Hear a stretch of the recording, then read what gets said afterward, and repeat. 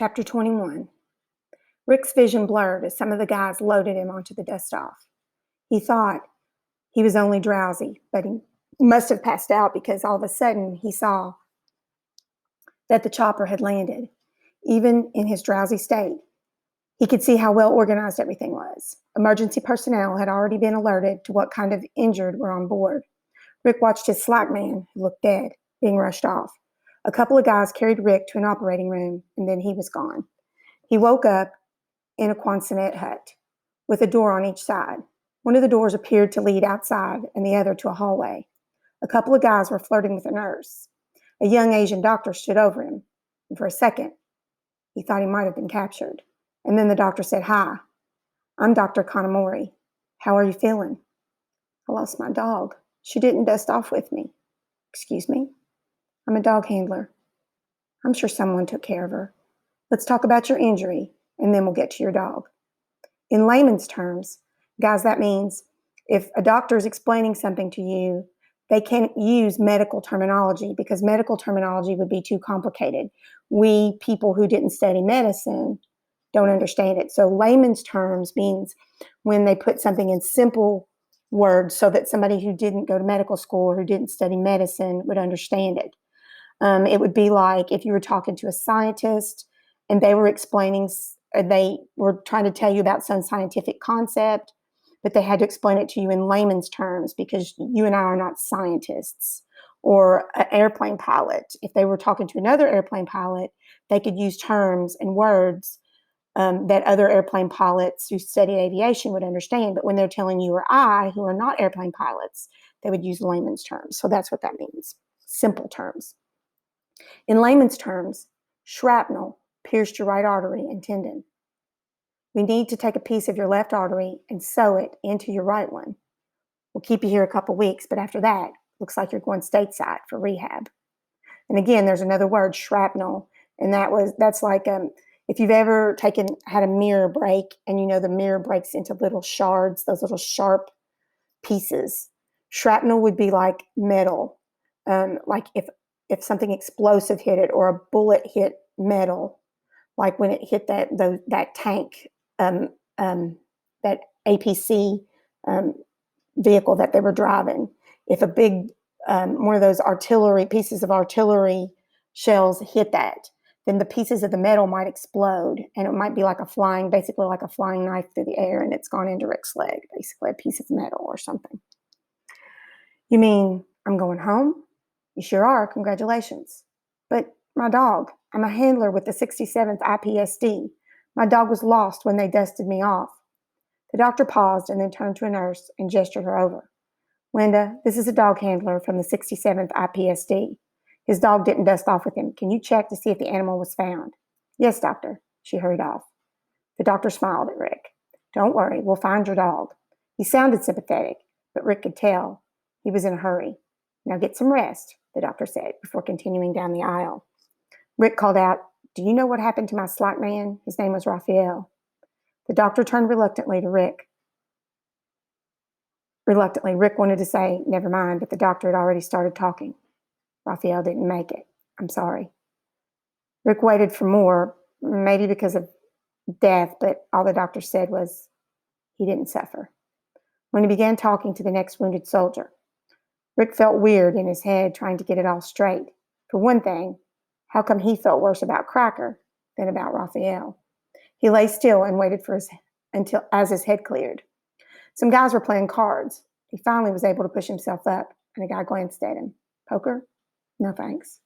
Rick lay back, waiting for someone to tell him about Cracker, but hours passed, and nobody came. By the end of the day, Rick's head felt fairly clear, but the clearer his head became, the more he could feel exactly where it was, it being the worry about Cracker. It was not in his heart because that would be his left side. It was in his chest. Maybe it tended toward his left. No, it was just his imagination. It all seemed unreal. The hospital, the guys playing poker and laughing. It felt irrelevant or something. What the heck was he doing here? What was everybody thinking? He looked around the guys playing cards, reading magazines. What'd they think? That everything was okay now? That they were going to go on and have great lives or something? One of the card players made his eyes. "Hey, bud, you want to play?" Rick shook his head. But thanks. The guy shrugged, and a couple of them raised their eyebrows at each other, like they thought Rick was Dinky Doll.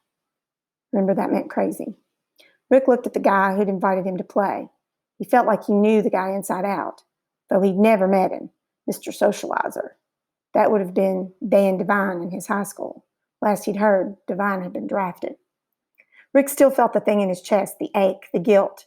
He wondered whether he should have tied Cracker to his leg, but everything had happened so fast. He went over the ambush in his head, over and over, until night fell. And the next day, he did the same thing, all over again. The other guys in the hospital ignored him. Someone had sent his bag of stuff to the hospital. He went through it and came upon his bundle of letters.